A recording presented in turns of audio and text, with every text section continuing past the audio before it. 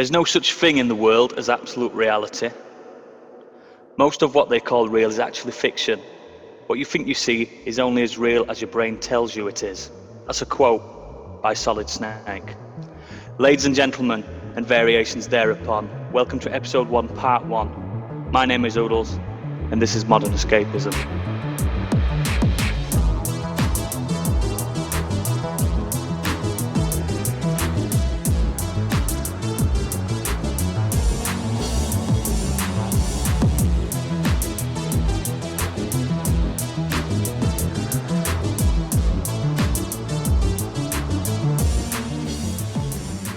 Hello, everybody. Hey.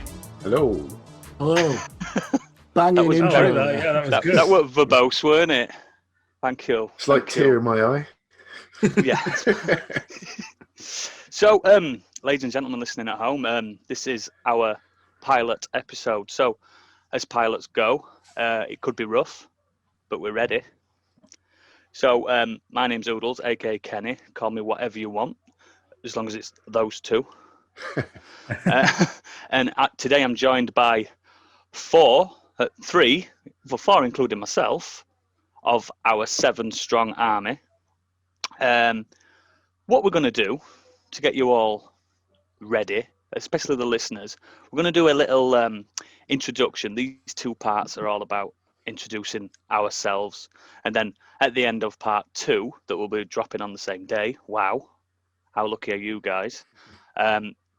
You'll get to know us, and then we'll explain what we'll be doing on our normal episodes from episode 3, technically episode 2, but you know what I mean. So let's start. First, I just want you all to introduce yourselves. I'll start with we'll start with Biggie. Go for it. Hi. So my name's Andy, or otherwise known as Big Cop Man or Biggie. Yeah. Hello. How you doing? So, Biggie, who are you and what do you do? In normal reality, I'm an HR advisor for the NHS.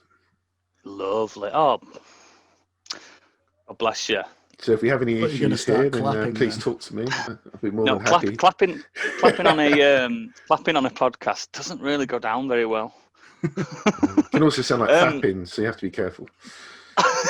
Yeah, that's very true. Very true. No. I was just clapping, honest. Excellent. So, you're a happy guy, aren't you? Yeah, pretty chilled. I think I might be the Gandalf of the crew because I think I might be the oldest here. I'm not sure. We're all pretty old, though, aren't we? We haven't really got any young people. I think we're all. Maybe, I think so. I'm not sure. Maybe we're all 30 plus. Might not be. Well, I'm 46, so I've got that nailed. You're the dad. Well, every group needs a dad. Excellent. It does. It does. Wait till you get my dad joke. that was the first of the 5 questions that we're going to be asking anyone that ever comes on this show if we have any special guests or anything like that. It hasn't got a special name. It's just 5 questions. It's the icebreaker. So that was question number 1 and you passed. Well done.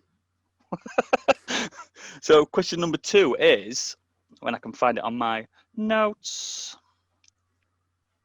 you can cut this out, don't worry. I will not cut this out. Notes. Please worry. I'm not bothered. Look, I'm the podfather. I can vamp for a little second while I get my notes up on my silly phone. Yes. Question number 2. What's your favourite game, movie, or book? Or all? Yeah, I mean, obviously it's hard to really narrow it down. So I'll start with movie. Yes. This is a really tough one for me because I have 2 favourites, and they probably differ depending on how I'm feeling when I'm asked. But one of them is The Thing.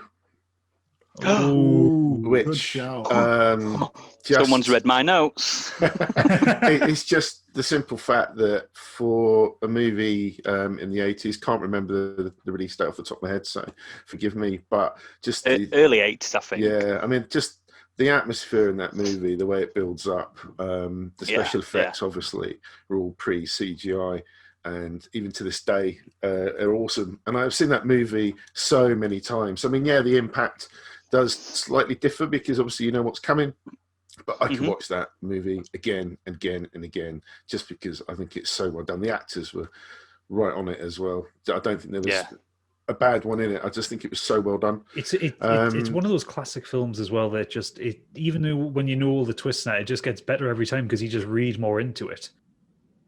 Oh, totally. I mean, I agree. The scenes where nothing happens and all you just hear is the icy wind howling outside, and they just film a corridor where there's nothing going apart from background noise. Yeah, no, just incredible. Absolute masterpiece of a film. One of my favorites as well. It's one of Kurt Russell's best before his comeback that he's recently had. Yeah. I think anyway, because he's got a bit of a resurgence. lately, he went from angry 80s action hero to angry old man. Yeah. Yeah, but it worked. I like that. That's a good answer. Game or book? Anything like that? The other movie was Alien, which again for very similar reasons. But I'm glad you picked Alien over Aliens. I genuinely love them both. Yeah. But Alien for me just tips it. But again, it's the atmosphere. It's the build up. It is. It's everything that Ridley did with that movie. Just again, watch it again and again. So good. Ridley Scott, friend of the show. So game again. My God, where do you start? I tried to think because you've got different genres. You've got there's so much to cover, but I just tried to think which one do I go back to a lot or a series. For me, it's Battlefield, purely because the series itself. I just had a lot of fun playing online with not so much the single player campaign stuff, but just all the multiplayer. Just a lot of fun over the years, whether it was Bad Company, Battlefield 3, Battlefield 4. Different drops off a little bit. I loved Bad Company. Bad Company was my favourite. Yeah, just the multiplayer on that, the stories I could tell you, the things that happened in that game. Yeah, just a lot of fun. Excellent. Book? And it could have been so many different games, different genres. Really hard to nail that down. Yeah. And then, book. Bit the Bible, but Lord of the Rings or the Dark Tower series again, really hard. They're very, very similar theme as well, and I think Stephen King was influenced by Tolkien's story as well when he did the Dark Tower. There's a lot of similarities and ideas, but just really incredible, and for them to make it into movies as well, it nearly made my list for movie as well. Well, I'm one of those strange Lord of the Rings fans that, when it comes to the films, that prefers the cinematic cuts than the extended. I think the extended is a little bit too much. They are, but I don't know if I want to do as a marathon. I think maybe a day after or a week after, whatever. But just do it in one day. Well, there's some stuff in the extended cuts which make it better, and some stuff which take away. I think. Yes, absolutely. Like the one that springs to mind that absolutely improves it is Return of the King, where you have more of Aragorn going for I forget the term of it, but the Ghost Army, effectively. Yeah. In the cinematic cut, you get very little of that. You get him kind of walking into the cave, and then he's got an army up with some boots, and they've got an army of ghosts. Side quest ever. Going, wait, where did that come from? So that absolutely does it. But you don't need all like the Aragorn and Arwen kind of staring at each other. No, absolutely. Excellent. So next question, Biggie, is best gaming achievement. Something that you can remember. I mean, I don't mean like trophies. Oh, I mean shit, just like personal. No, I'm joking. You can count that if you want. No, I was going to go for Borderlands 1 and 2. Really enjoyed those games, and get the platinum on both of those was just a bit long-winded. They're not the most difficult, but they're just long-winded. The little things that you have to do, like, I don't know if anyone's ever played the first one. One of the trophies was to get the different coloured items, or the different items that the claptrap robots used to drop. And it was just so random what they would drop. Trying to get that collection just did my head in. So just to get little things like that was one of my proudest. I would have an even prouder achievement if I ever do it, and that is to finish Final Fantasy VII, which I have never done. The original, and it's a bit of a bugbear with myself and my friends who wind me up all the time. And if I actually finally do it. Yeah, I bought it on so many different things. PlayStation 1, I had it on iPhone, I had it on Vita, PS3, PS4, you name it. I've had it for a system. It is on I've played everything. it so many different times, different saves, never finished it. So if I ever pull that off, that will actually be my greatest achievement.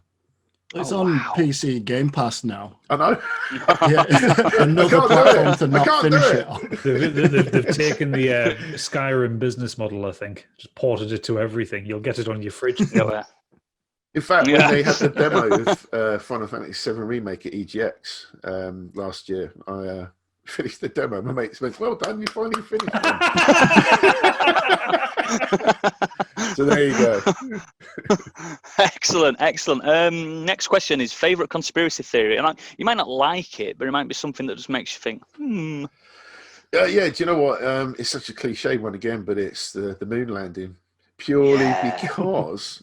Big one. When I was a kid, you know, I wasn't there, but I wasn't that old. But watching it on the telly.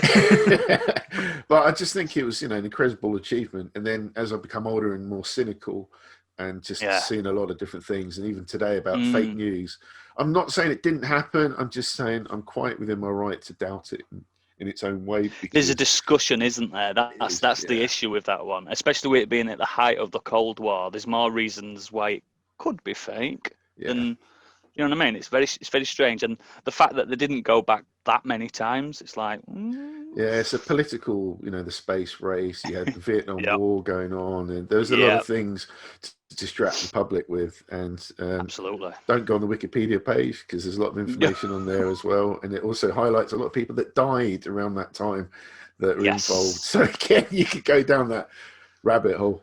Yeah. But yeah, that was it's probably the biggest. It's the biggest one, isn't it? It's got to be the biggest conspiracy. Well, no, there's a few more I could probably top that. So I like excellent. The theory that it's the footage was made by Stanley Kubrick in the house. Yes. His greatest movie ever made. Excellent. So last question for you, Biggie, and you've done really well so far. You've passed, so basically. You only had to pass 3 out of 5 and you've passed. Cool. What do I win? Not that Monica did. There's no points. Your favourite joke? Again, you probably heard it, but my favourite joke is I've just got a new step ladder. I never knew my real ladder. I love that one. Sorry. Why is that funny? I've never even heard that one. Yes. I like that. No, I like it. That's going to take some beating already. That's absolutely brilliant.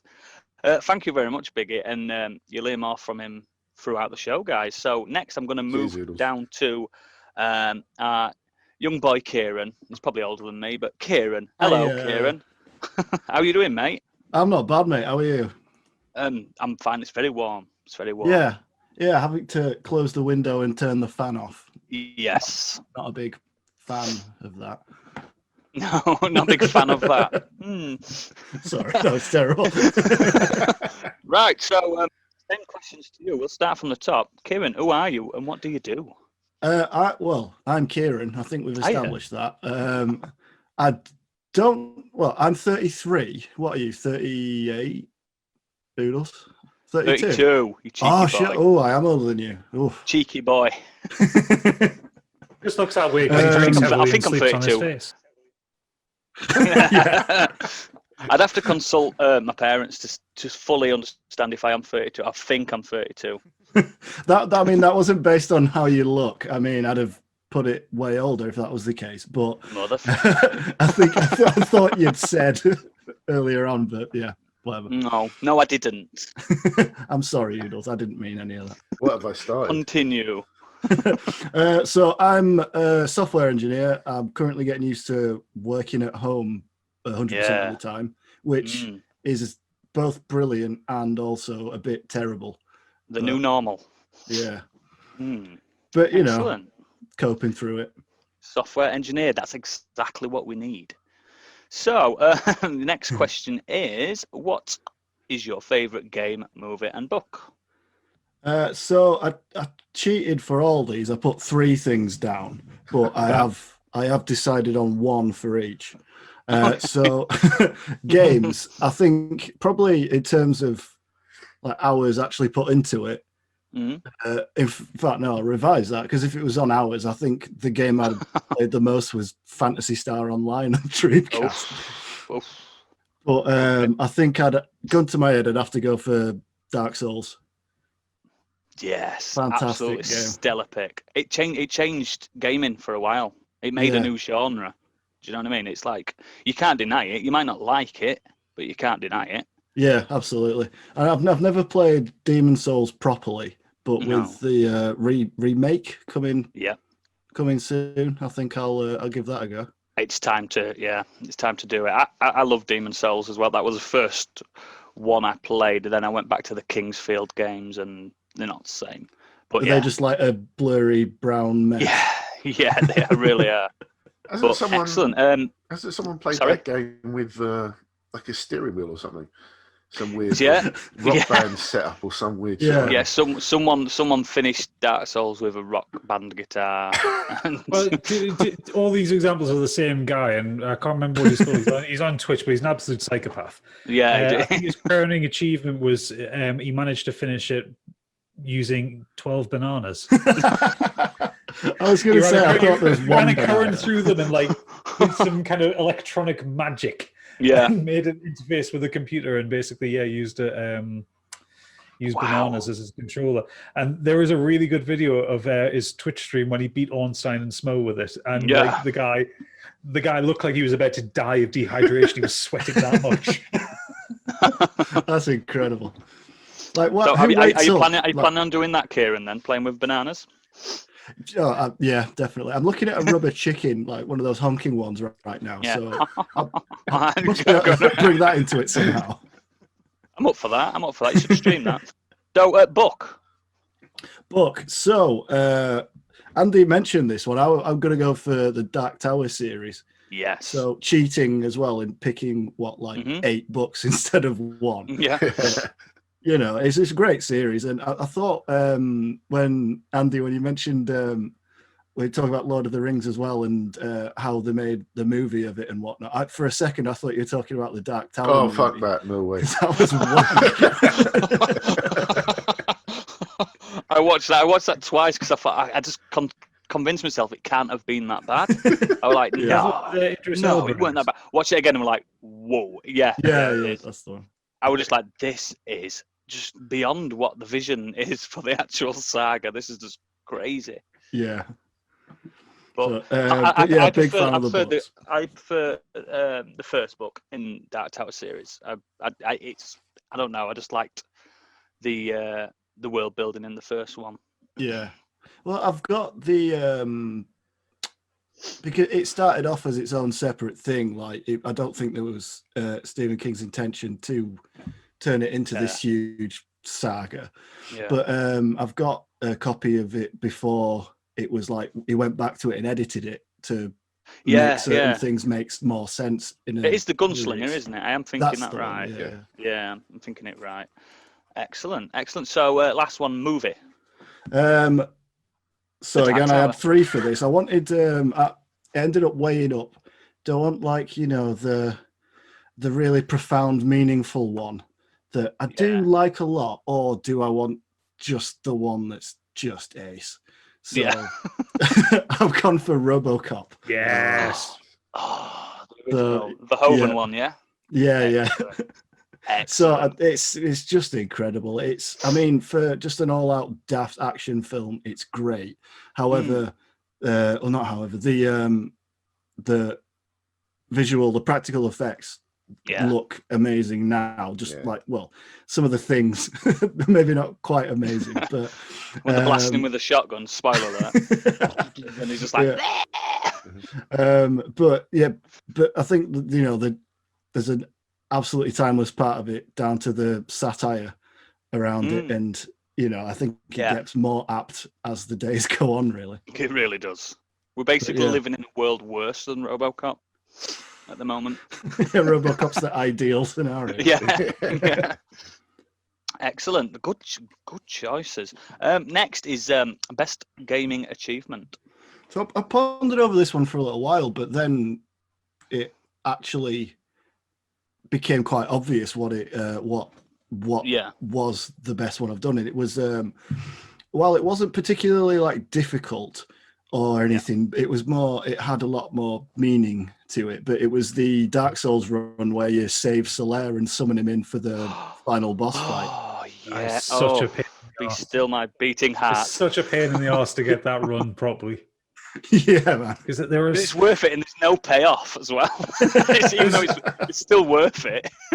Yeah, I've never played a Dark Souls game. Oh, you should. Oh, dude. Oh, you should. Very good, very good. Bit scared.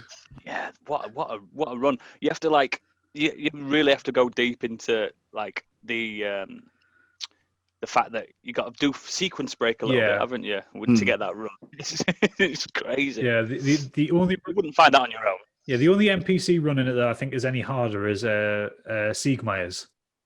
Yes. Only because you have to hit like 2 secret areas to complete it, and you have to make sure he doesn't die in any of the combat encounters. Yeah. Which, given that he's got a great habit of running in with his giant sword and tiny useless shield. And he actually does wear decent armor as well, but it just it doesn't work. Excellent. That is a good. That's good. Next is favorite conspiracy theory. So, a lot of conspiracy theories, they go to the heart of government and how countries are run, and finding them out would, change your perception on absolutely everything. But I like this one because it's just so fucking inconsequential and daft. It's the theory that Paul McCartney's dead. Yeah, that is an absolute banger. That's the what I was looking at it last night. I was like, this is legit. People genuinely believe this. Like the Abbey Road poster and stuff. It's like he's got no shoes on because he's dead. Like, fucking shut up. So they think they replaced him in 1966 with someone who won a Paul McCartney lookalike competition. Yeah, and I looked at some of the. It's great, man.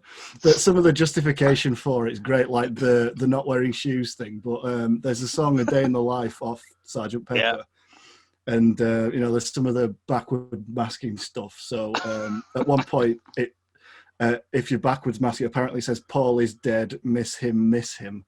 Yeah. But I think the best one was at the end of the song. It sounds like John Lennon says, "I buried Paul," but in an interview he said, "No, I was saying cranberry juice." Yeah, It's like I don't think the Beatles had it in them to have this kind of like deep conspiracy. They're all on acid. Do you know what I mean? They don't have time for that. They don't give a fuck. They were too busy like fighting women off. John Lennon. I think he was busy fighting women in another way. Yeah, that's true. But we'll get on that another day. That's a good one. So, and finally, your favourite joke?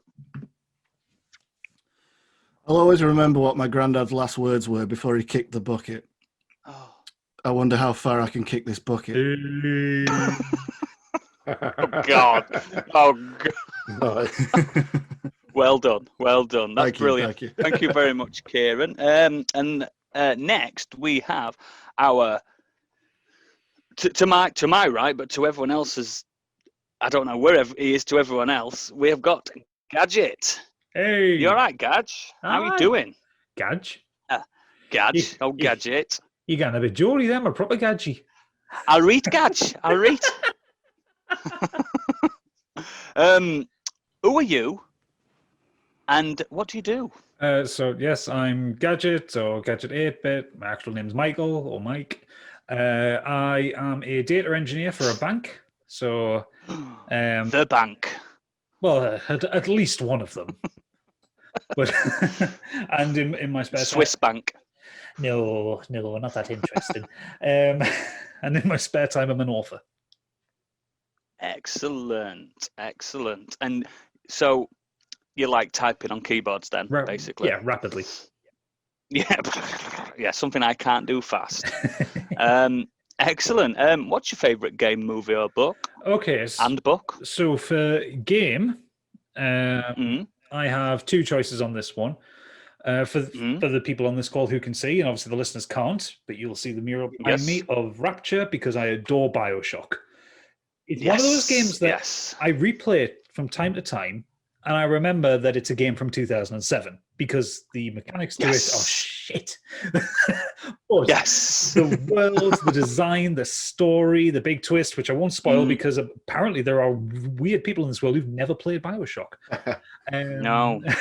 Would you kindly not spoil it for everyone else as well? I won't spoil it for anybody. But it's just such a wonderfully conceived world, and this...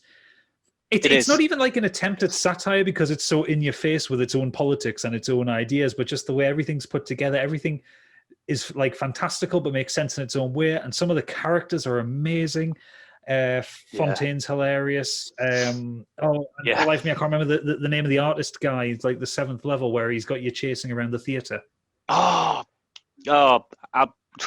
can't remember, but I know what you mean. It's got some of the most wonderful gameplay ideas, and it gets a little bit slack in the last third, but we'll forgive it for that because the first 2/3 of it are utterly incredible. So yeah, that's my first one. Actually, oh, you can see on the camera there's a mural of BioShock on my wall. In front of me, I've got a canvas of Rapture because I just love the design of the Art Deco design in the city under the sea. It's beautiful. I read an article once, and it's always stuck with me. Someone described it as aquapunk, and I just love that. I like that. That's a very good word. Yeah, it's so good. Even collecting all the tapes and stuff, you just want to find out. The first one is the only one I've actually ever completed, and very recently. Yeah, all the world building in it is just wonderful, and the writing and the performances is all absolutely marvelous. It's great considering you're playing a mute character as well. There's just so much richness in the vocal performances of everything else around you. Absolutely. Can't knock that at all. And the other one is, well, it's a classic. It's absolute. It's not Dark Souls. It's Bloodborne. Bloodborne is the superior Souls game in my eyes. It isn't the best one, because the best one is Demon Souls.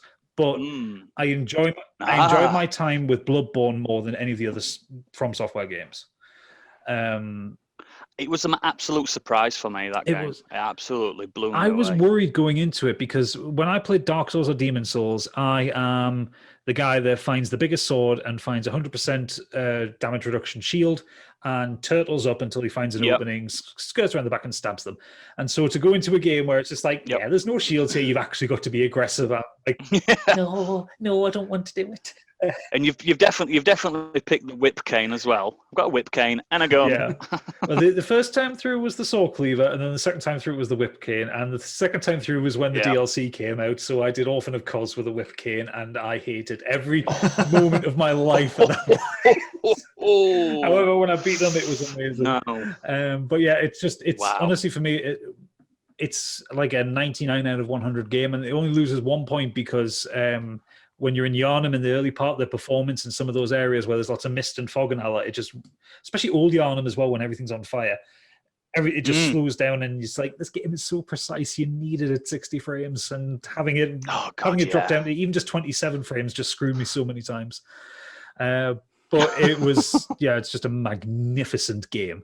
And the turn as well from when you beat Rom, and it goes from being werewolves and spoiler alert, and it then goes really fucked up, and it's just like, this is like the ultimate switcheroo, and it's so good. It goes from Hammer horror to Lovecraft in like, and it's so good. You wind up in Yara Ghul, and like the sky's purple and everything's weird, and it just like none of this makes sense. It's a beautiful game, wonderful. It's like amygdala monsters just climbing the building. You're like, what the fuck? And controversial opinion, I do not want Bloodborne 2. I think Bloodborne stands perfectly on its own. It does. Absolutely agree. They can do sequels to whatever. They can do Dark Souls till they've hit Dark Souls 30. That's fine by me. But Bloodborne stays as one game. I struggled. So my favorite movie. Did you? Sorry, what was that? No, I played the opening, I don't know, a couple of hours or something, and just got really put off by the mechanics, but I wasn't used to how it's supposed to play, so I think knowing how I should approach it now, it would probably be different. And like I said, I haven't played the Souls games, but I have played Bloodborne, and I just struggled. It's very deliberate. That's what a lot of someone like yourself coming from like first person shooters. It's more ballistics based, but Souls games, you've got to commit, and that's what a lot of people that don't click on. It's like if you're pressing R1, that sword's hitting ground regardless. Apart from the later ones when you can start changing up your tactics and stuff like that. But yeah, you've really got to commit on Souls games. So I'm like a button basher, God of War sort of player. Yeah, and that was how my tactic was, and I realised it doesn't get you very far. Not in Bloodborne. At all. Probably work in Dark Souls, but not in Bloodborne. Yeah. Dark Souls, it would absolutely work. You don't even need a shield in Dark Souls if you know how to roll. You can definitely button mash on Dark Souls. Maybe not later on in the game, but yeah. I also remember when I was playing Bloodborne 3 at the time I had a Fitbit, and I remember there was a couple of times it started buzzing on my wrist because during boss battles, because it's like I'm like really engaged, I'm really hyperactive, my heart rate's going off the roof because I'm so kind of tweaked into it. Especially ones like Lady Maria. Book. So my favorite book is Book. I'm a Geordie. Say Book. Away, man. Away. Plug on the Titan and all that, favorite book is Hitchhiker's Guide to the Galaxy. Every time. Classic. It's classic. One of those books that I reread it every year, and it's still funny. I've read it about 15 times now. It's still so funny. And it has a good film. It does. The film is much better than everyone gave it credit for. Yes, it is a good film. Is it Martin Freeman? Yeah, Martin Freeman playing Arthur Dent, and you had Mos Def playing Ford Prefect, which is probably the best casting I could have thought of. And so the TV series was all right. Yeah, the TV series. Yeah, the TV series was good. But yeah, the book is great. It's just got some fantastic one-liners, and it's something that I use in real life. Time is an illusion. Lunchtime, doubly so. Yeah, yeah. So long and thanks for all the fish. Yeah, I can never get the hang of it. I say that a lot. Yeah, that's it. So what about the follow-up books to that one? Restaurant at the End of the Universe is brilliant. Life, the Universe, and Everything is pretty good. So Long and Thanks for All the Fish is Mostly Harmless. I don't like.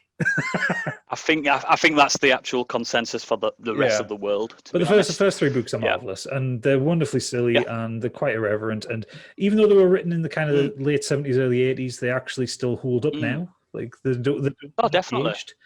And I always know where my towel is. I try not to panic, and I never let a Vogon read me poetry.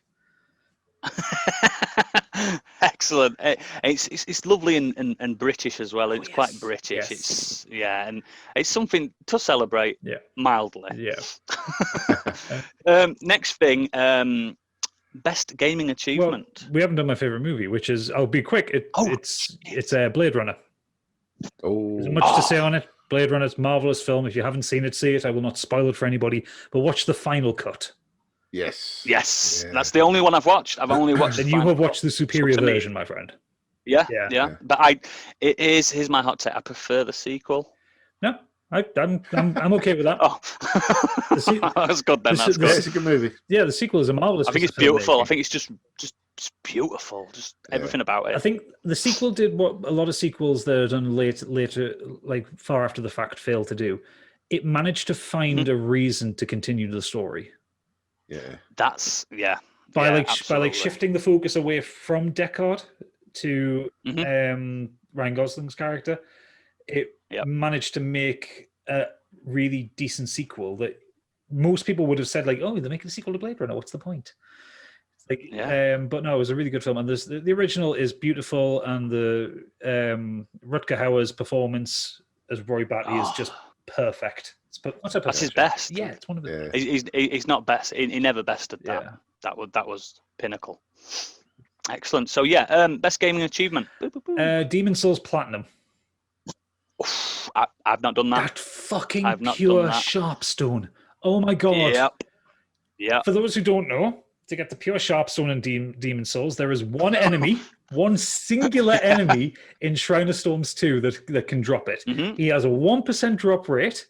And if you increase your luck stat at all, you actually reduce the drop rate of that because you increase the chance of getting all the other drops that he gives you. Yep.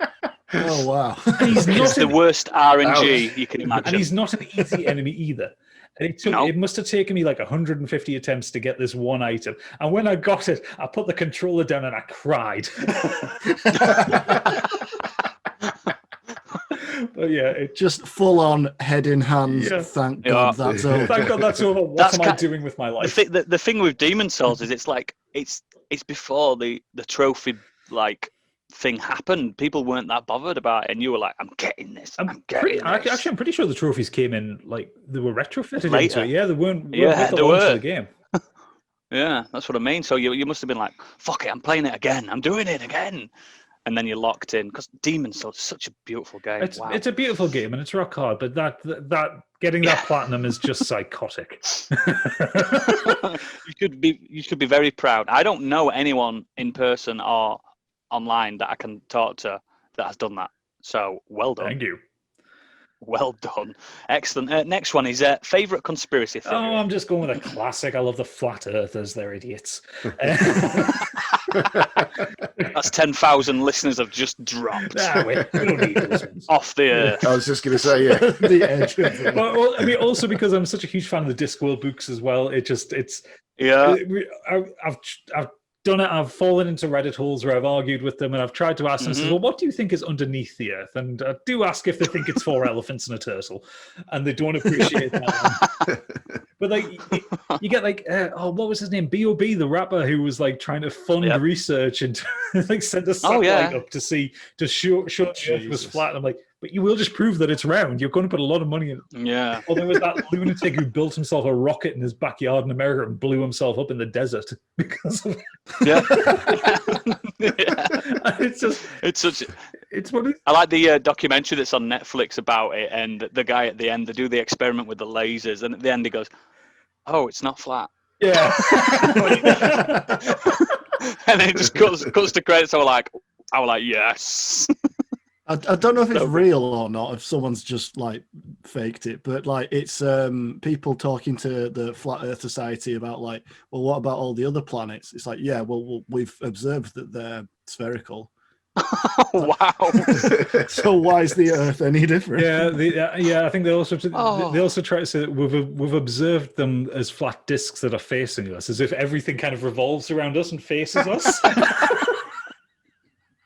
Lovely. I mean, if you are a flat earther and you listen to this, don't. Yeah, basically. It's that simple. Go away. I'm not scared. I'm not fucking scared. I'll fight you all on the edge of the earth. Right. And last but not least is your favourite joke. Englishman, Irishman, and Scotsman walk into a bar. The barman says, "Is this a joke?"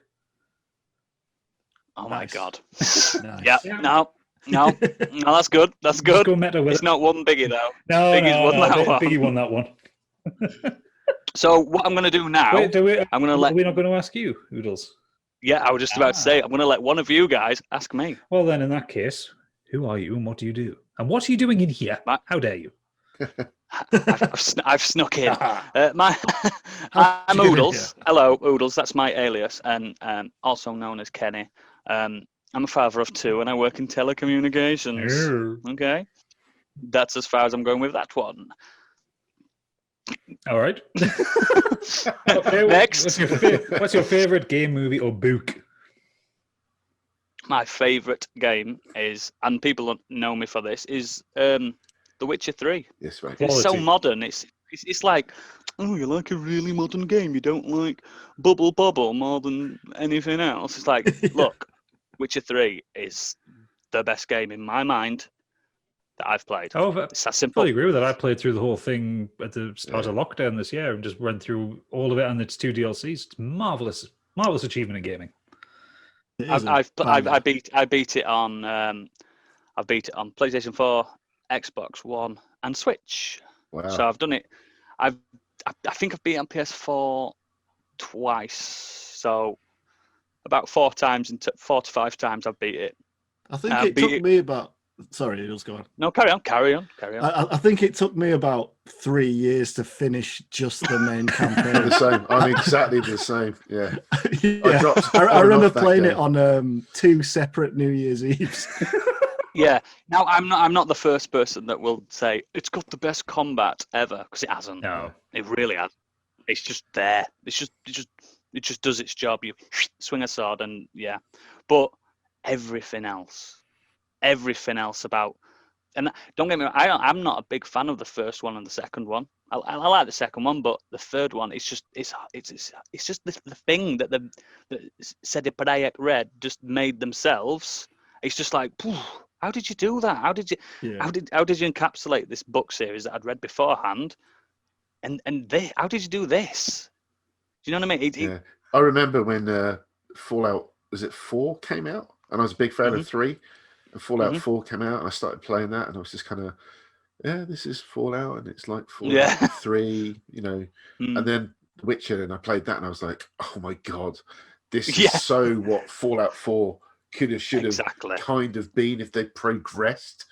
Yeah, 2015 was a good year for gaming, because you had Fallout 4 at the back end of it. At the beginning of it, you had Bloodborne and The Witcher 3 right after. Yeah, it was good for single-player nerds, really, wasn't it? Which is what I tend to go towards. I used to be into multiplayer games, but I'm more into single-player games now. I like games with pause buttons. Yeah, that's what I like. I mean, I do love Dark Souls, and you can't really pause it, but you can always go back to Firelink Shrine and hide out there. Exactly, sit at a bonfire. Yeah. But I like to be able to just put it down, go and do a little business, come back. And The Witcher 3, for some reason, it just works. It just works for me. Everything about it, the fact that I think, and don't quote me on it, but I think every single NPC is voiced, including people you don't even talk to. Do you know what I mean? People passers by. No, yeah. I think every single one is voiced, and it's just like pretty right there. They say something at least. Yeah, they say something. It might be a repeat, but they're still talking. I would tell you, because I played it on the Switch as well. Because I originally bought it on the PlayStation, and I fell off it because I bought it on launch, and I was just coming off Bloodborne, and it's not. You don't play either of those games after each other. No, you don't. One's really mechanically sound, and one isn't. Yeah, one is narratively amazing, and the other is really item descriptions. Yes, there is a difference. But, so I didn't really play it until I got it on the Switch this year. After watching the TV series, and getting that game onto a Switch cartridge is some miracle of engineering I will never understand. Because I know it's obviously the graphics are cut down, and it can sometimes, like in Novigrad, it gets to be a bit of a slideshow. But the fact that the game just runs on the Switch is just incredible. Is it all on the cartridge that you don't have to download additional stuff? The whole thing. If you've got a Switch offline, the whole game is on that little cartridge that tastes disgusting. And the 2 DLCs. Yeah, and the 2 DLCs. Yeah, everything. Oh, wow. It literally is magic. It's magic. It's so good. It's so good. But yeah, people always ask me why is that. But I've got a game. I've got a game that's slowly like creeping up in my list that I've got to thank one of our other podcast buddies about Stig. He made me really play Hollow Knight. Like really play Hollow Knight. Such a good game. Like because I finished it and he went, "That was too quick. You did it too quick. You beat it too quick." And he went, "Do it again, but play it." And I did, and we're like, "Oh my God, this game's incredible." Do you know what I mean? I was just like, "Wow." Have you done the hidden ending? Yeah. That's now I have. That's why it took me a while too quickly, because you didn't do the short bit at the end that takes you longer than the main game. Yeah, that's what I mean. I got the worst possible ending. I'm like, "Well, that were a nice game," and he's like, "Play it again. Do it properly. Do it proper." Okay. And that's slowly creeping up because I've started it again on my Switch. Playing that on a Switch. Oh, it's a perfect Switch game. God. Like I've got it on. Oh my God. I actually have it on my PS4, my PC, and I play it mostly on my Switch. Yes. It's flawless on Switch, isn't it? There's nothing. There's absolutely nothing wrong with it. The only thing I struggle with on the Switch slightly is because for Metroidvanias like that, I don't like using the thumbstick. I like using the directional buttons for a bit more accuracy. The directional buttons on this Joy-Con just sometimes don't register properly for me, and I miss a lot of jumps. I have a Switch Lite. It's got a proper D-pad. I bought an 8-bit dual controller, which has a proper D-pad, so I kind of got past that myself. Okay. No, but you're hard. I'm saying that solved that problem, is what I'm saying. It did. Excellent. So, my favourite film has been stolen by Biggie, The Thing. But I kind of change. Like, I can be in the mood for Jurassic Park sometimes, or like lately, like this year, and I think I've watched it 3 times this year, is Mad Max Fury Road. I still haven't seen that. I need to see that. Yeah. Oh my God. I prefer when I'm watching it, I'm thinking about the filmography, and how they actually fucking made that film, because it's very practical. Yeah, I read that. It's such a modern film. Background stuff is CGI in it, like very background stuff, like all the cars. I'm not a big car guy. I'm not a big post-apocalyptic guy, but fuck me, that film. Yeah. Is that the one with the mental flamethrower guitar? That's it. Yep. Yeah. That's the guy. Yeah. I've not seen the movie, but I've seen that. I really recommend you should. Yeah. It's just a masterclass in like action cinematography. It's just whoa. It's incredible. I mean, there's no story to it. You've got to go somewhere and come back. That's the story. You go somewhere and you come back. That's it. But when it starts, it's intense, man. When on the road, it's Whew. Yeah, it's really good. So yeah, the thing is always the one I always when someone asks me, sometimes I say something different because I'm like that. I just forget. But the thing is that when I really, really think about it, the thing is just it's the most suspenseful film ever, in my opinion. And suspense is what really grabs me when it comes to films. I wish I could unsee it so I could just watch it fresh again. Oh, yeah. I didn't even mind. I didn't even mind the prequel. The prequel that it was all right. Came out about 10 years ago. I don't mind that. Yeah. Agreed. But yeah, and Book. Either of you ever play the PS2 game of the thing? Yes, I loved it. That's a sequel. That's an official sequel to the film. Loved it. It's in canon, but it was really good. That was one of the last PC games I ever played. Literally. I felt like that game was better with mouse and keyboard. Yeah. I remember thinking, this sounds really cool. This sounds like it's doing some interesting stuff, but I just am terrible with scary games. It is scary. The thing is about it is you could be the thing and not know. All right. It's random. Your friends could be the thing. You could be the thing. It's weird. It would make a really good kind of asymmetric multiplayer game now, I think. Yeah. But they won't do it. You know they won't do it. No, of course not. It's like, the thing. That's not an IP that we want to get involved in. Just such a wasted opportunity. Anyway, Book. When it comes to games, I prefer swords over guns. But when it comes to books, I like space and guns and stuff. It's very strange. My favourite book is Rendezvous with Rama by Arthur C. Clarke. I don't know if you've ever heard of it. I haven't heard of that book, but I do love a bit of Arthur C. Clarke. Yeah, it's not a massive book. It's not a novella either. It's still a novel.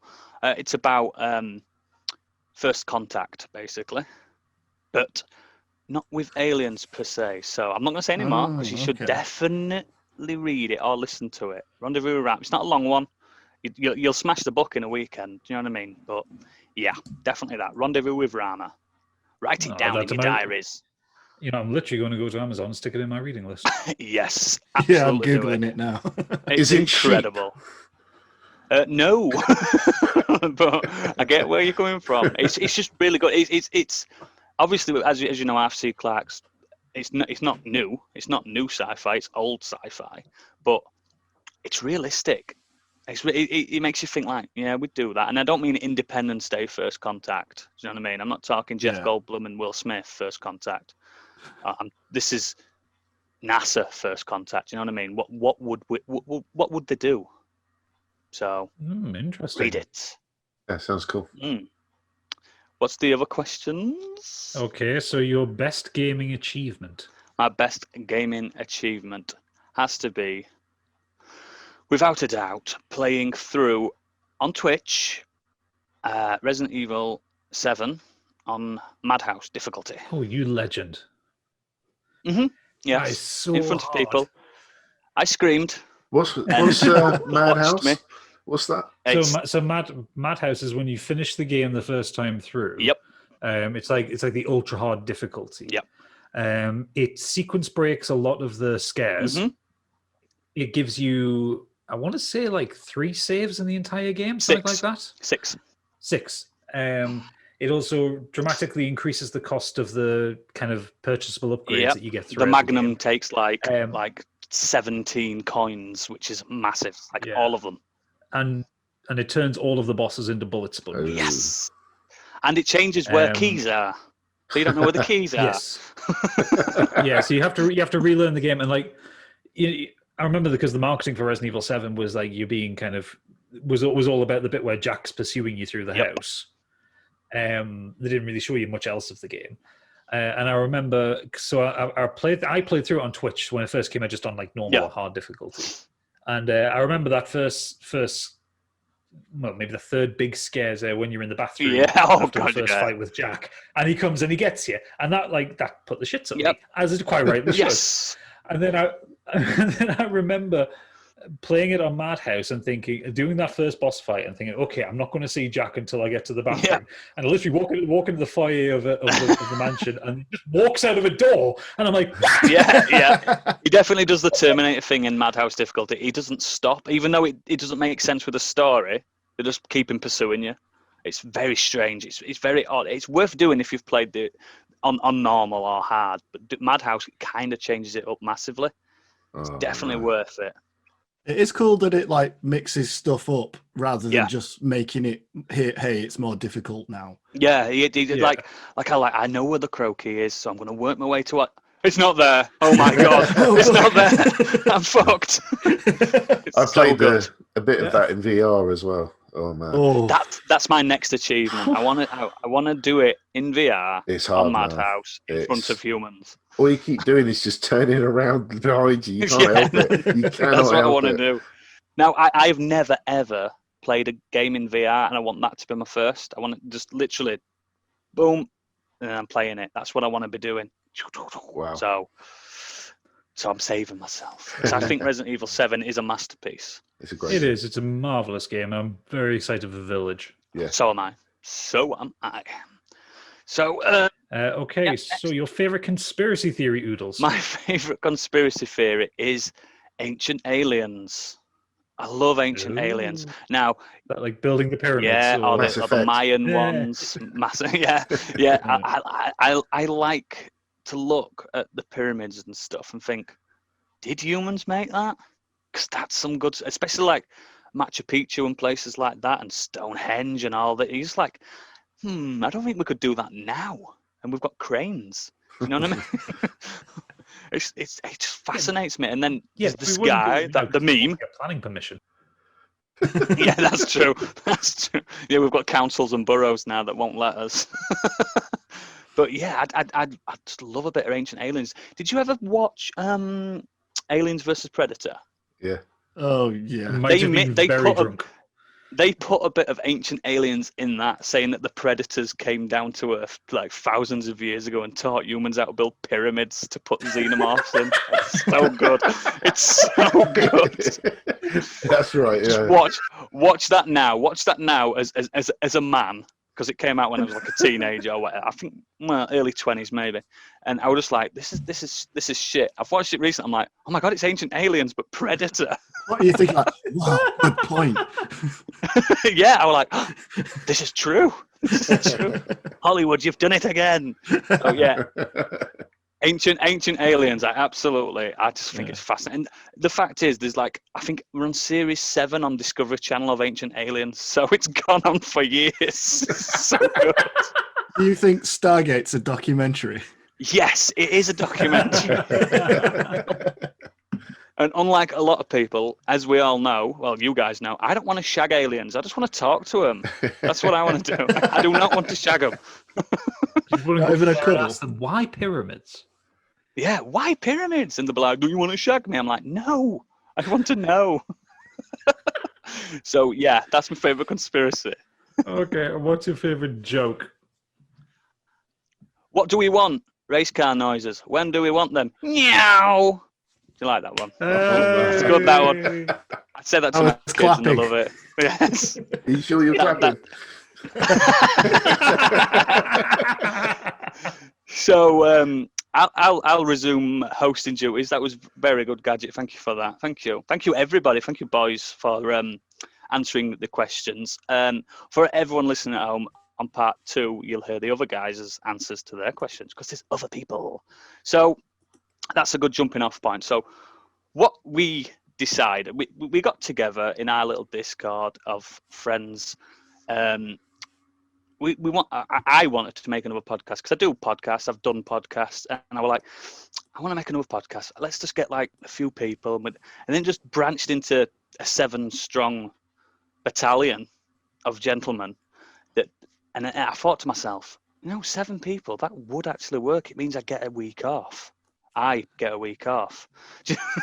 what I thought at first. Selfish. Yeah, it's selfish. I'm using you all just for my own gratification, basically. And what's going to happen is. So what's going to happen is, for the listeners, is we're going to try and rotate it as much as we can. So you all get a taste of the 7 of us, or if it ever expands. Doubt it will for a long time. People might leave. Not that kind of expansion. And that's what she said. So people might drop off. People might drop on. I just thought it'd be interesting to have a little, like I say, a battalion of guests. Well, not guests, hosts. So that's what's going to happen, and there's going to be a part 2 after this. But we'll get on to what I like to fondly call the main topic of discussion. So, gentlemen, gaming backlogs. Yes. Can someone explain to me what a gaming backlog is to people that aren't that well into gaming or know what a gaming backlog is? For me, it's all the games that I'd like to play, but then can never be asked to, and then it's 5 years later and I still haven't played it. Yeah. And it's also worth pointing out the games that you've bought that you can't be asked to play. Yeah. Because there are far more games out there that I would like to play that I don't own yet. I haven't bought and not played yet. We're all stupid men that have jobs and we've got disposable incomes, and we think, you know what? £30, not bad for predator hunting grounds. No, that is bad for predator hunting grounds. But I own it, but I've never played it. Do you know what I mean? And those ancient alien conspiracy theories saw you coming. They're in my head. I need my tinfoil hat. Gaming backlog is I don't subscribe to it that much because I play what I want when I want. Yeah, because I'm a lad. Lots. And I just, but then when I thought about it and I put the question forward for us all, I was like, shit, I have got a gaming backlog. I've got quite a big gaming backlog. So what I want to discuss now with you, fine gentlemen, is what's the main games on your gaming backlog, and what are you going to do to tackle the backlog? Because we're coming very close to a new generation of £70 games. So we'll just have it as a discussion. Anyone can chip in. So who's got the biggest backlog, do you think? I don't think I have the biggest backlog, but I have the most annoying backlog because the games I tend to buy are strategy games. So my backlog consists of a lot of games that I've probably played for maybe an hour or two, but never really delved into, and they're all really deep games. So I've got maybe like 500 hours in Civ 5 and about 200 hours in Civ 6, and neither of them's scratching the surface. I've only played a handful of the Civs. Some of those games don't end. Oh, yeah. The tutorial. Yeah. You complete the tutorial. Done. But I'm looking at my Steam list at the minute, and beyond the normal stuff that I've gotten from humble bundles or stuff, like I've got loads of indie games like Axiom Verge and the Banner Saga and that. But so good, both of them are good. They're not, but I've played like an hour of each of them. City Skylines I've not touched in 3 years. Very good. Yeah, Deus Ex Human Revolution, never played that. Apparently it's excellent. It is. Yeah. It was only this year that I managed to get around to complete Divinity Original Sin 2. That's been on my backlog since it came out. Very good game. Good on Switch as well. Very good. Yeah. Hellblade: Senua's Sacrifice, never played it. What? I know. That's a get done in a weekend game. I did it in like 2 days or something. Well worth it as well. Very good game. Yeah, I've heard good things about that. The biggest one I've noticed, and this is down to the fact that I've been watching a few YouTube videos on it recently, Metal Gear Solid 5. I have played it as far as... I am stunned. I'm shook. I know. I played through Ground Zeroes when that came out on the PlayStation, the PS4. Yep. And I did it I did the first run through, and you get the main story points up. I didn't do any of the repeating stuff, like the extra stuff to get all the story for it. Yeah. I did play Peace Walker on the PSP back in the day, so I've got the first bit of like the Walkman trilogy, as it's people refer to it. Yeah. But I didn't do all of Ground Zeroes, and I did Phantom Pain as far as I did the hospital opening, and the tutorial. Yeah, and basically, I rescued cars, and then it was maybe like mission 4 or 5 I got to. And then I then I gave it up. And there's 50 missions. I know. How many? 50. 50. Fucking there's 20, and each mission is about an hour to 2 hours long. Yeah, but I'd say. So there's like 25 core story missions that you need to do, but there's 50 in total. But you can skip half of them. Yeah. Ish. Oh, absolutely. Yeah. But it's just like it's one of the things that I watched a few like background videos. I know all of the story, and I know what's wrong with the ending, and I know all of that stuff. I've quite happily spoiled it. There's a lot for myself. wrong with the ending. But I was looking at it, think I own this game. I bought this game on PC at full price when it came out. I'm currently playing this game. Why haven't I played it? And I think it's the best playing stealth action game ever made. I would have probably. Has it got the best story? No. I might have agreed with you until Death Stranding came out, because I think Death Stranding does the stealth stuff much better, especially like when you. Yeah. Okay. Yeah. I see where you're coming from with that. Yeah, because it also does the story a lot better. Yeah. I mean, even though the story is nonsensical, it still makes sense. Yeah. Nonsensical sense. Yeah. Yeah. My problem with having a backlog is, like I said, like I play strategy games that are endless. That you finish a game when you got bored of it, but then I get roped. I'll play something for a little while, and then I'll get roped into something new that's come out. Like at the minute, I could start. I've got Metal Gear Solid 5 now installed, but I started playing Total War Troy because it was free this week. Yeah, everyone did, didn't they? Yeah, or I will just look at the little StarCraft 2 icon on my desktop and go, maybe I've got pals that are into StarCraft. Maybe I'll get out of bronze today. I never do, but maybe I'll get out of bronze today. That's I just get so distracted with all these things. Like I haven't turned on my Switch in ages. I got maybe halfway through Last of Us 2 and kind of stopped, not because I didn't like the game, but because there was something pointy and clicky that came out that I wanted to play more. Yeah. Did you not get into the this year's craze of Animal Crossing? Did anybody? You know, actually. Oh yeah, I played it for a bit. No, not I got to the credits and stopped. As I tend to do. I didn't even get Isabel on it. Wow. I got really annoyed with Animal Crossing because it was a game that seemed to revel in wasting my time. Like, because I'd never played any of the other ones before. This was the first time I'd played Animal Crossing. But I'd played like Stardew Valley and stuff like that, so I kind of knew what to expect with like a life sim. And I played it and I was just like, okay, so you want me to get, I don't know, 5 bits of iron ore, but there's one rock on the bloody island that gives you it, and it gives you one at a time. So it's going to take me 5 bloody days to get this. And then, oh, look, I broke the rock. I broke the bloody rock. Yeah. How am I going to get 5 bits of iron ore? Oh, I know. I'll hop on spend some money. I'll go on a bloody plane to somewhere else. And it's just like, it got to the point where it's like, I don't mind having it. Like I said, I love Stardew Valley. Stardew Valley is a wonderful little game. And I'm quite happy. When I bought that on the Switch, I don't think I got showered for a week because any spare time I had in the house, I just sat playing that. I think Stardew, and this is gonna alienate a lot of listeners. I think Stardew's better than Animal Crossing. No, I agree with you.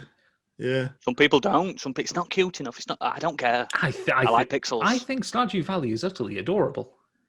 It is, but it hasn't got cute little animals that want to be your friend. I've not played either. Chickens, they just don't appeal so to me personally. It's just not for me. Yeah, there's no AK-47s in it.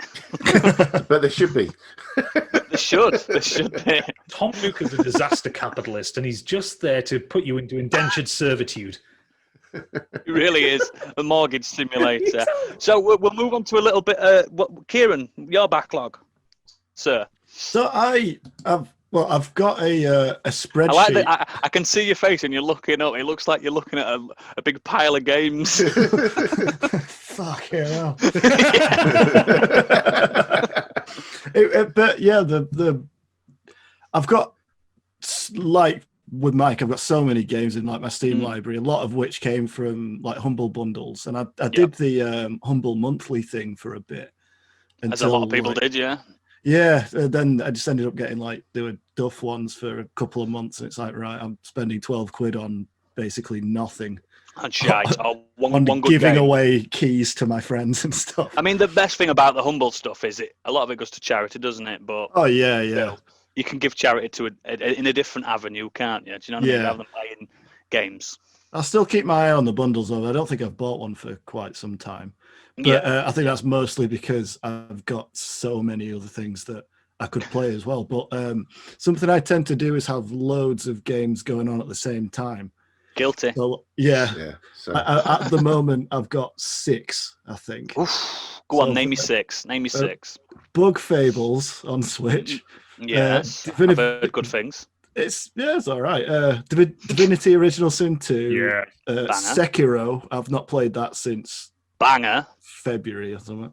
The Cat Lady, which it's is that a porno game? I wish. It's well grim. Did you just walk past? It's like a generation game, isn't it? Yeah. A cuddly toy. The Cat Lady. I've never heard of it. It's it came out a few years ago. It sounds shite, mate. I'm not gonna lie. It looks like it's got a very unique art style. Like it's like a 2D side-on point and click type thing, but it's a big part of it is around like depression and suicide and stuff. Oh, it must have been like Steam a and it looks student bleak thing. Yeah, it fucking is. But it's got a message though. Yeah, and it seems to deliver fairly well. But I think I'm about halfway through that, and I've not picked that up for a while, but I've still got the intention of finishing that. I mean, it's probably not even that long, but it's one of them that can be a bit of a slog getting through it because of like how it controls, but then also because of what's going on. It's a bit yeah, that never helps, does it? Anything else on your what's your other games on currently? Following on quite nicely from something that's a bit grim is I'm partway through The Last of Us Part 2. Oh, it's such a happy game. It's such lovely. a happy game. Uplifting, I think, is the term for it. Uplifting. Yeah, I come away from that just in the best of moods. Absolutely. Perfect for the kids as well. Yeah. But, I'm shite with scary games. However, I sort of persevered through the first one. Really enjoyed it. It's the best game I'll never play again. And it's a cracking game. But 2 is seeming to be a bit more of the same. It's super satisfying to play, I think. But then I've been going on it for ages, and cool. But and the other one is 2 Point Hospital. Yeah, I like it. I like it a lot. Wonderful. I really do. Yeah, I think it's the best. It's better than Theme Hospital. Yeah, and it feels like Theme Hospital. How I remember it in my head.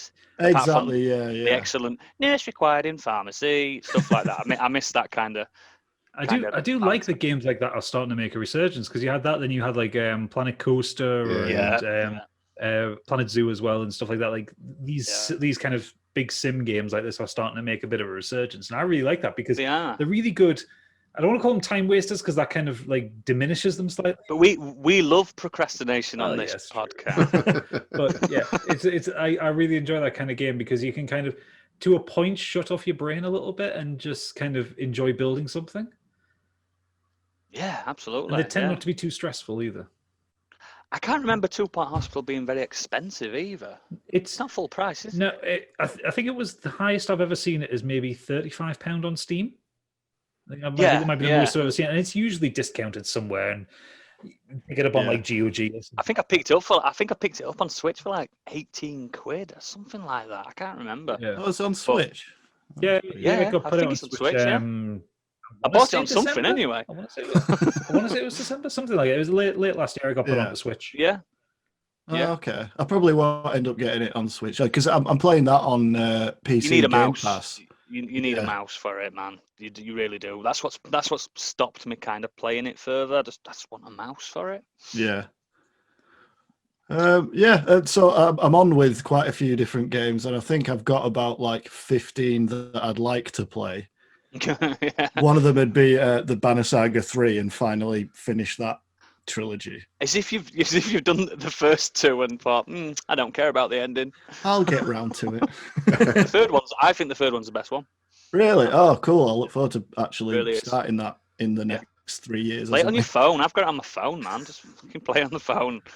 It works. Yeah, it just seemed to be a good iPad game. Yeah, it is. It really is. What's back to you as well, Gadget? What's the oldest game you can think of that you've not played? If you get what I mean. Probably on my Steam list, I'm probably going to say Condemned.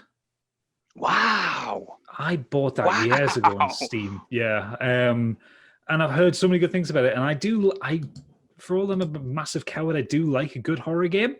But I especially like it when it's a good, weird horror game. Condemned is fucking weird. Yeah, that's the kind of horror game I like. It goes David Lynch near the end. Yeah, that's what I want. I remember playing weird. What was it? It was there was a Clive Barker game. Was it Clive Barker's Jericho? Jericho, that's it. I remember playing that, and it was just supposed to be, this is the scariest game of all time, and it's just like, that's a bit gross, and look, there's a jump scare, and like Agony when that came out last year. It was just like that was just like vagina fucking walls and stuff. Horrible. It was just like it was like not horrible, scary.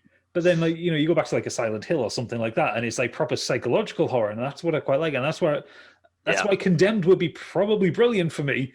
But I've never played the damn thing. But it sits right at the top of my Steam library all the time. Every time I go in there to my my not installed games, I look at it and think, is this the time to play Condemned? Ooh, that'd be a good streaming game. That'd be a very good streaming game. It probably would be.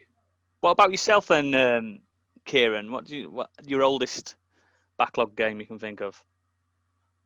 I'm not too sure, to be honest. On my right, here we go. I think it's a good one. So on my list of games I actually want to play, I did start it a long while ago, but I want to actually start it again and finish it. It's Hotline Miami. Wow. Yeah. Wow. I think I got about 2/3 of the way through it, got stuck, and then put it down for 2 years. I've never played 2, but I own it. But the first one, oh, wow. That is a game where you get your boys round and it's just pass the pad, pizzas. Yeah. You know what I mean? And, when you're in the flow of it, it's so satisfying. Yeah, it's proper zen. So, moving on to Biggie, backlog. Oh, Talk to me about backlogs, sir. Talk to me. Here we go. So gets his notepad out. So listening to you guys, yeah. So my backlog started back on the PS3, really, more than anything else. I tried to have a look at how many games I've got for that, and it hurt using the store to try and find them. So I gave up, but it's a lot. Yeah. Wow. So that then moved into the PS4. I have started 63 games, never finished. I have got 124 games for my PS4, which I have never started. What? Wow. I have a PC. Oh, my Steam library was back. Oh, sorry, Lord. Xbox. I got my Xbox One because... What? Oh, that was just PS4? Yeah. So I got my Xbox One because of Halo. I did have the original Xbox, and I love those games. But I have only played Halo 1 and 2. I've never played 3, 4, or 5. I also have the Master Chief Collection on there, which I have recently redone Halo. I've got Halo 2 to go through again, so I thought I might as well go through them again. And I'm playing co-op with a mate. Wow. Nice. That's the optimal way to play it. Well, yes, but then when I got my Xbox One, they launched Game Pass, so that now has become another addition to my backlog because they release games that I want to play, but I can't. It should be called Microsoft Xbox Backlog. Yeah. That's what it should just called in. So that's a bit painful. I had a look at my Steam, which I'm not a PC player, but I do have a total of 233 games on there, but they're, humble bundles. He's not a player, guys. It's just, it's frightening. So he's not a player, he's a purchaser. Yeah. And since I had my daughter, obviously my gaming time's really drastically reduced. Yes, so it does. I just play a little bit in the evenings if I can. So yeah, really difficult. You've got a Switch, man. Have you got one? No. But I've got I my recommend Vita. that. I have my Vita. well, you've got one of the best handhelds ever made. Which is then hacked that's as well. So it's also an emulator, Perfect. and I don't want to go down that route. Perfect. Of how many games I've got no. there that I want to play. But yeah, my backlog's ridiculous. I have the fear of missing out syndrome. And if there's a sale, Yes. I buy something. I think, oh yeah, that's a really good price. I'll get that. I'll play that at some point, and then something else distracts me. Like I'm playing COD multiplayer at the moment, not the free one, the actual main game. Yeah. Multiplayer, and we're playing a lot of that at the moment, and that's just got its hook into me. And I've never played COD before. I played the single players, but not the multiplayer. And for some reason, it's just gripped me for some reason this year, and I've just been playing that. It plays well. It's fun. You can look at games like Fortnite and you think the shooting in this is absolute shite, and then you play COD and you think, wow, okay, these guys know what they're doing. Oh yeah, they've got like 15 games under the belt. Of course, they know what they're doing. Yeah, totally, and it works. And you know, I recently finished Arkham City again because I'm playing the remaster, and I played Arkham Asylum mid last year again. But I just wanted to go through them with the games. I've never played Arkham Knight, which I own and haven't played. So I thought I'd go back through them again. But yeah, so I finished that off recently. But yeah, my backlog. Arkham Knight is good, and people slag that game off. Yeah, I heard mixed reviews on that, so I'm looking forward to making my own mind up. It's good. But excellent. PS5 is obviously due, and I've tried to reduce my purchasing this time round, and it's really important about the backwards compatibility for me because I want to play stuff I already have. Yeah, if Sony come out and say, yeah, you can play PS4 games, no bother, I'll be like, you've got it, you've won, you know what I mean, you've got me. Yeah, I'm in there. So that's exact. Yeah, I've like jumping off from your Halo point. That's part of my backlog. So I've played Halo 1, 2, and 3, and I will go to bat and say they're my favorite shooters. Those 3 games. Yeah. I haven't played a Halo game after Halo 3. Yeah. Which a lot of people are saying, whoa, you haven't played Reach? I'm like, no. And I've got the Master Chief Collection. Yeah. But like yourself, it's like, I'm a man that has Xbox, PlayStation, and Switch, and a man that has 400 PSN games, Game Pass, and 200 Switch games digitally. So my backlog is huge. Absolutely huge. And I'm known for enjoying my 150-hour JRPGs and playing them repeatedly. I've played in the last 3 years Dragon Quest 11 4 times. I'm in the middle of playing that as well. Yes, that is a long game. It's one of my favourites. So backlogs are killing me at the moment, but this is what makes there's method in my madness now. There's going to be like, what I usually do when a new console comes out is I don't buy it straight away.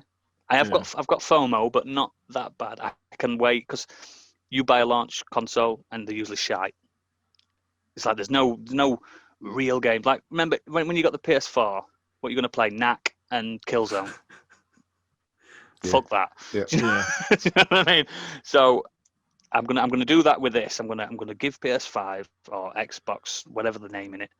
I'm gonna give that a little bit of a wide berth, catch up with the old backlog, and come back to it later when there's Demon Souls and things like that to catch up with. So I think it's gonna have to be my plan too. I'm trying to get better at how I've been before, and it's so difficult because that sale pops up and you're like, ooh. Yeah. And, it's hard. It's the pretty colours on the sale banners as well. You're like, oh, summer sale? Thinking, this will never be on sale ever again. I have to buy it now. Yeah. I've noticed on PSN that they just loop and it's like, oh, it's bound to go, So, Yeah, absolutely. Another thing as well that I wanted to just put out there right away, because I need to stop doing this. I need to stop buying new games when, like, everyone else is saying that they love them. Like, this sounds crazy, but I give my son my aging PS4 to play, and I bought myself a PS4 Slim to play Last of Us 2. That's stupid, isn't it? Tell me I'm stupid. Stupid, aren't I? But I did that. No comment. I did that, and I'm like, okay, I've got to play my PS4 again now. My new one that I bought when I and I'm so close to PS5. Oh, did you give it away? Well, did you give it to your lad and then later decide, oh, I want my own again now? Right. Yes. One that's not loud as a jet engine, basically, because that his PS4, like he's in the room, like down the hall, and I can hear his PlayStation 4 now, and all he's doing is watching YouTube in bed. Do you know what I mean? That's how bad that one is. Clean the fan out. I do it regularly. It helps. Dude, I've done it so many times. I've changed the thermal paste. I've done everything. It's just that PS4. That's a day. I bought that PS4 second hand, and it's a day one edition. Mine's a day one edition, but I regularly every few months, 6 months, I clean it out. That's the thing. If you do it regularly, you're not going to get to the point where it is like a jet engine, are you? Really? So yeah. I'm going to do that. When the next console I ever get brand new, I'm going to look after it like a car. I'm just going to MOT it every few months. You can borrow my step ladder to climb up to get into it because it looks like it's massive. It's a big boy. It's a big boy. So anything else to add on backlogs from anyone at all? They make me cry. I generally feel guilty. And the Final Fantasy VII, it's on the back of my mind always. Have you played any of the others? Yeah. I played 8, finished 9. 9's the only one I finished. 9's so good. It's great. But very briefly, I'll tell you what happened. My mate and I, we both got Final Fantasy VII around the same time. And this is when I was working abroad on the cruise ship, so I was playing it away from him. And then when I come home on leave, we catch up and I'd say, oh, how far are you getting? He's like, yeah, we got this far and so on.